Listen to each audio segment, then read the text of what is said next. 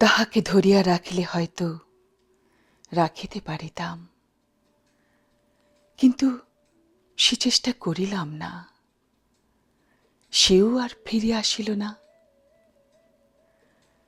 আমারও যতক্ষণ না ঘুম আসিল, শুধু এই কথাই ভাবিতে লাগিলাম, জোর করিয়া রাখিয়া লাভ হইত কি?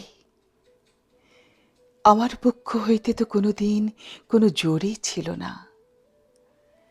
সমস্ত জোরই আসিয়াছিল তাহার দিক দিয়া।